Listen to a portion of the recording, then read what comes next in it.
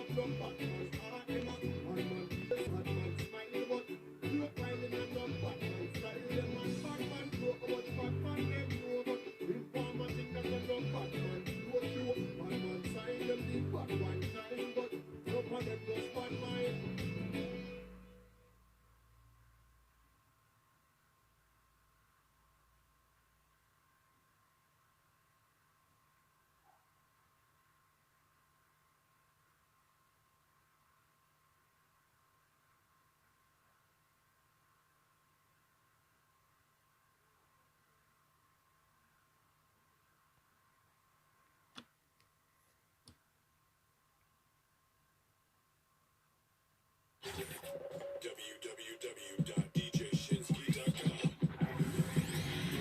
You're now tuned into the #1 mixtape DJ, DJ Shinsky. Follow DJ Shinsky on Facebook, Instagram, and Twitter at DJ Shinsky. And download this mix at djshinsky.com.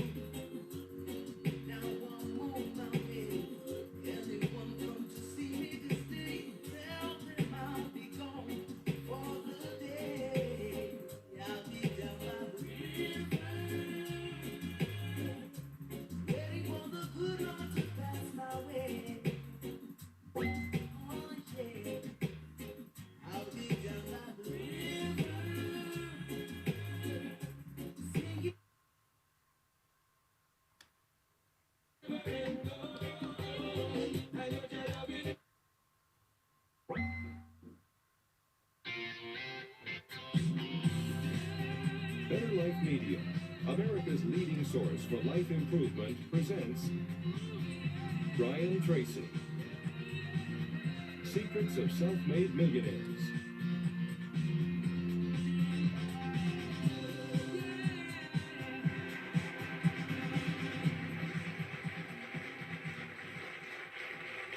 Thank you. Thank you. Thank you for being here. I have some good news for you. More people are going to make more money in the next few years than have been made in all of human history. In the year 1900, there were 5,000 millionaires in America. In the year 2000, there were 5 million millionaires. That's an increase of 1,000 times. Now, there was a leveling off in 2001, 2002. In the last 2 years, the number of millionaires has jumped 33%. It's jumped to 8.2 million millionaires in America, and virtually all of them are self-made, which means they started without a pot to you-know-what in or a window to throw it out of. And they've made it in one generation. When we look at the wealthiest people in America today, Warren Buffett, Michael Dell, of course, Bill Gates, Paul Allen, and the Walton family, all first-generation multi-billionaires. We have a $12 trillion economy today that is growing at the rate of $500 to $600 billion a year, and all that money is going through somebody's fingers, and your job is to make sure it goes through yours and some of it sticks. Is that a good goal for today? And my job is to show you how to do it. The good news is that all the answers have been found. Self-made millionaires have been studied exhaustively. They've been analyzed. They've been interviewed by the hundreds of thousands of millions. And what we know is exactly who they are and what they do and how they think and how they tick and the decisions they make and the things that they do and they don't do. And the wonderful thing is this: if you do what other successful people do, you eventually get the same result that they do. Now, some people say, well, I started off without any money and I don't have any money now. Well, join the crowd. Nobody's got any money. Most people are broke up until their 40s and 50s. So if you're broke today, you're just one of the gang. The only question is, do you stay there? And the answer is no. Now, when I started off in this many years ago, I came from very poor beginnings. I did not graduate from high school. I finished in the half of the class that makes the top half possible. When I left school, I dropped out of high school. I could only get laboring jobs. I was told, by the way, if you don't get a good education, you won't do well enough. If you don't get good grades, you won't get a good job. You don't go to college, you won't do well, and so on. And I believed that for a long time until I found there's hundreds of thousands, millions of people who dropped out of high school who went on to become millionaires and billionaires as well. The reason I say that to you, by the way, is don't let it hold you back.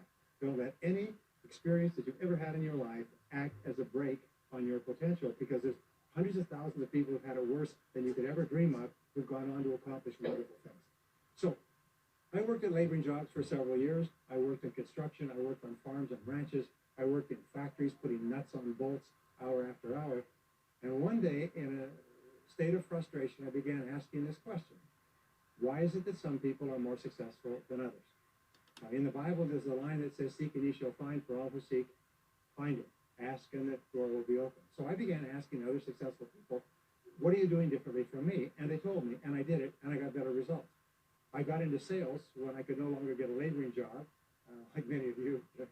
And in sales, I noticed that one of the guys in my company was making 10 times as much as anybody else, and he was selling the same product out of the same office at the same price to the same people under the same conditions. He was making 10 times as much as anybody else. I went and asked him, what are you doing differently from me? And he told me, and I did it.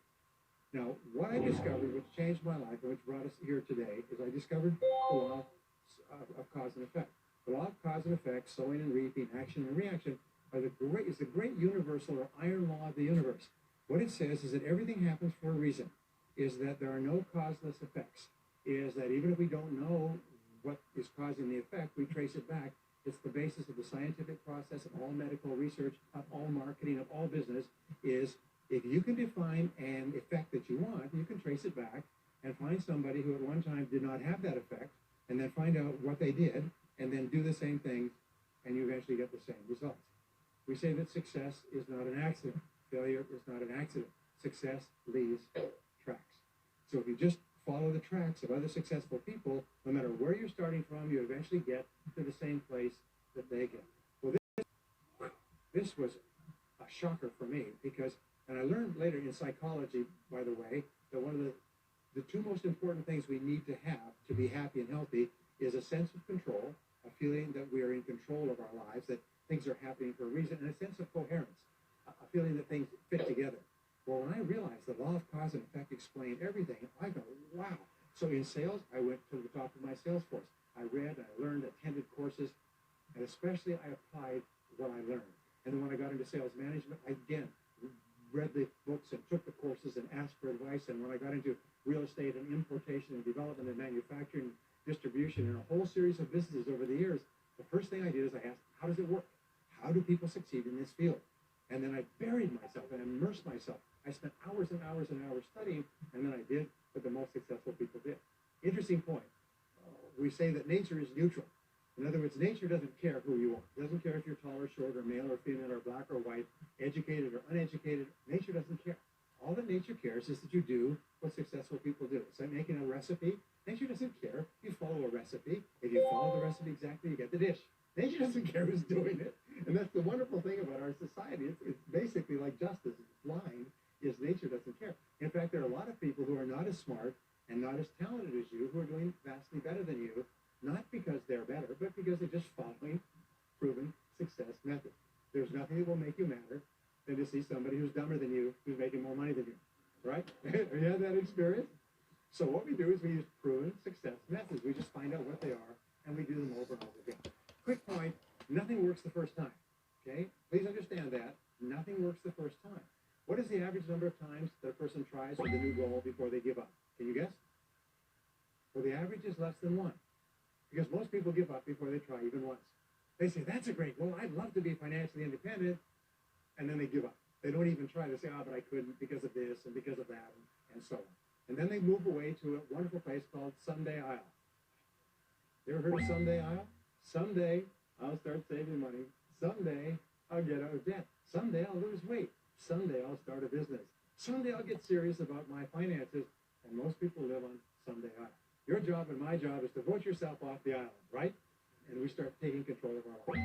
Well, about some years ago, I was called by a major businessman, and he asked me if I would do a talk for his 800 entrepreneurs that own separate franchises within his organization on how to become a self-made millionaire. And I said, sure. When you're a young speaker, you agree to speak on any subject.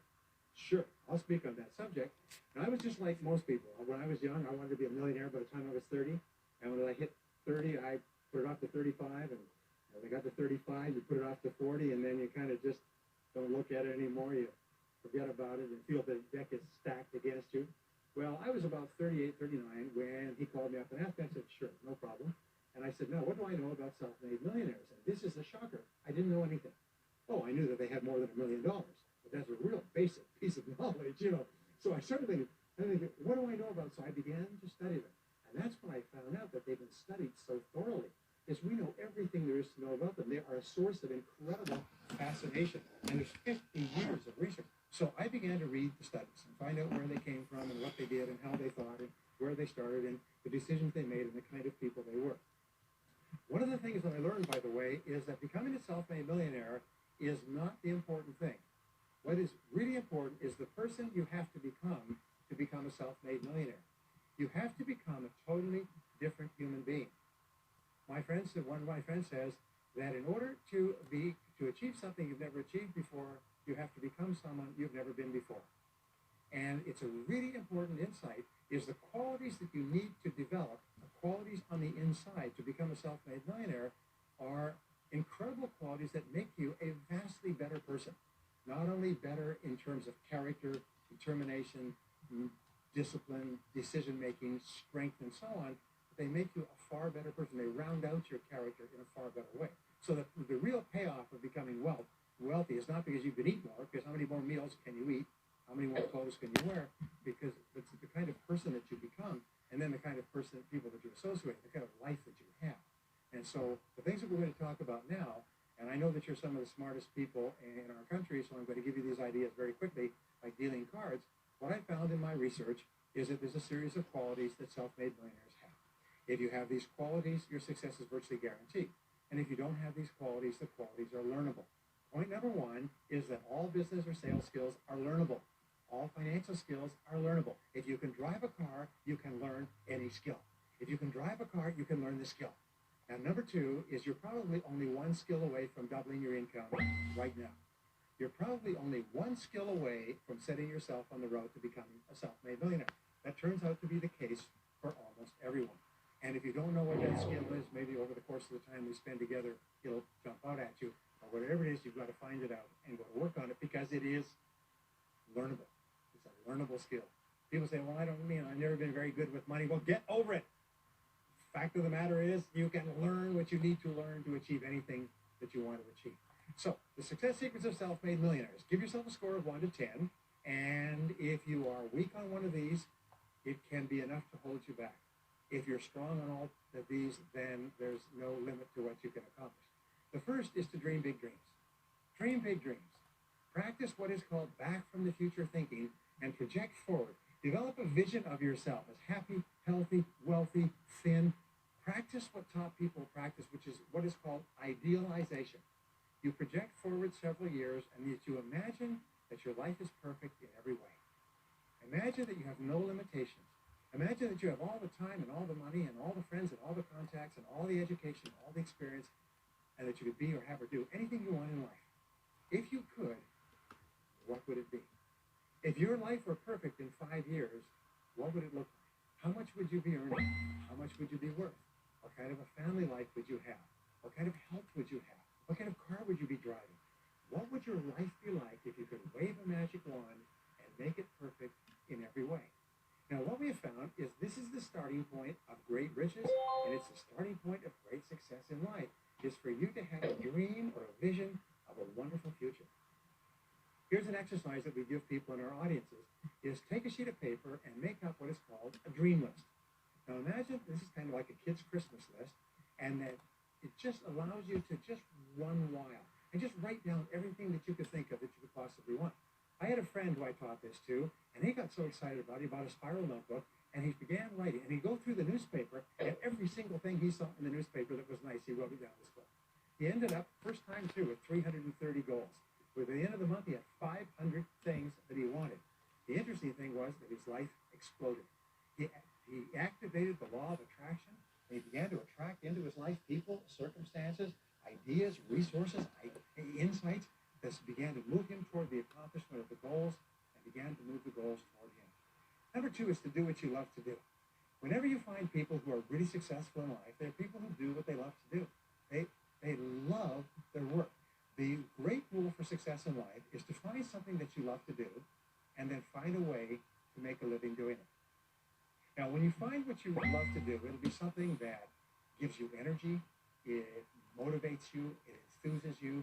It's probably something that you were meant to do from the time you were born.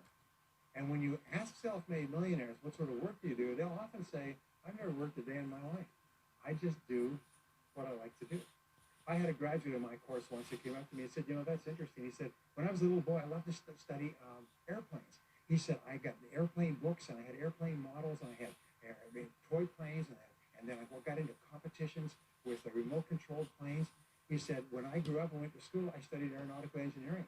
He said, today, I'm 35. He said, I own 3 companies. One builds small aircraft.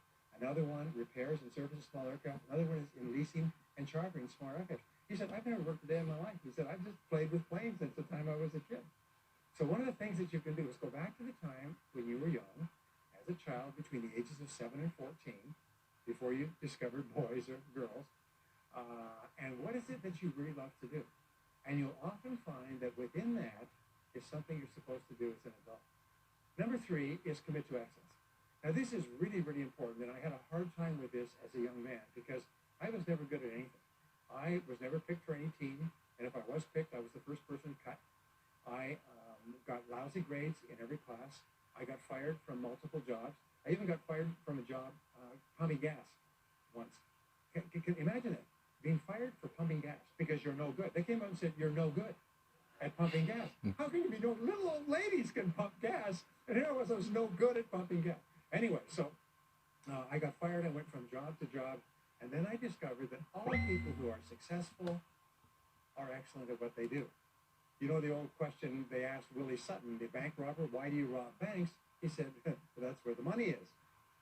Well, being in the top 10% is where the money is. So what you have to do is you have to pay any price and make any sacrifice to get into the top 10% in your field. Now, here's the good news. If you're doing what you love to do, you will want to be in the top 10% in your field. If you don't want to be excellent at what you're doing, it means you're in the wrong field. It just means that you're marking time, you're treading water. And there's a lot of people who are in their field and they do their job and they go home at night and don't think about their work and so on. And this kind of an attitude means that you have no future. You have a very shaky present. That crackling sound you hear is the ice breaking under your feet. Okay? And you have no future. Because if you're not doing what you love to do and throwing your whole heart into it, you're just marking time. But everybody is designed so that there is something that you love to do that you can do well. And the fact that you love it means that you probably have the ability to excel at it. So make this decision to get into the top 10%. Let me tell you how it changed my life. Here I was struggling in my late 20s, and I learned this as a breakthrough thought, is that everybody's in the top 10% started in the bottom 10%. Everybody who's doing well was once doing poorly. Everybody who's at the top of your field today was once not even in your field at all and didn't even know it existed. What that means is that if you're willing to pay the price and work hard and make the sacrifices, you can get into the top 10%. Now, how long does it take? It doesn't take a week or a month. Most people are really impatient. To achieve mastery in your field takes 5 to 7 years.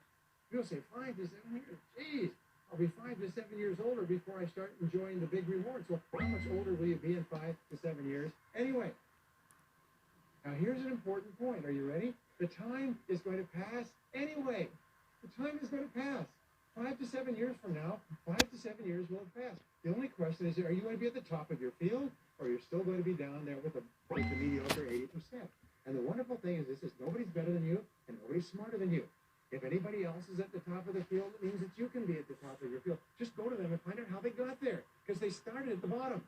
Now, it may take longer for some people and less for others, but everybody who puts one foot in front of the other and keeps moving eventually gets it. And that's where all the rewards are. And not only that, that's where all the joy in life is. When you're really good at what you do, you feel wonderful about yourself. You're respected and esteemed by everybody around you. You can write your own ticket. You can open any door when you're good at what you do. Because you get up in the morning and you know you're good. And that is more important than the rewards that go with it. The next key is to develop your unique talents and abilities. Every single person is designed from infancy with special talents and abilities that if you develop them to their height can enable you to accomplish anything you want in life. Everyone is genetically structured to be able to do something superbly, to do something they enjoy, to do it well, and to get great satisfaction from it. Peter Drucker often asks the question, what are you good at? What are you good at today? What should you be good at? What could you be good at? What will you be good at? And so one of the questions that we ask is, looking back in your life, what has been most responsible for your success up to now? What has been most responsible in the past?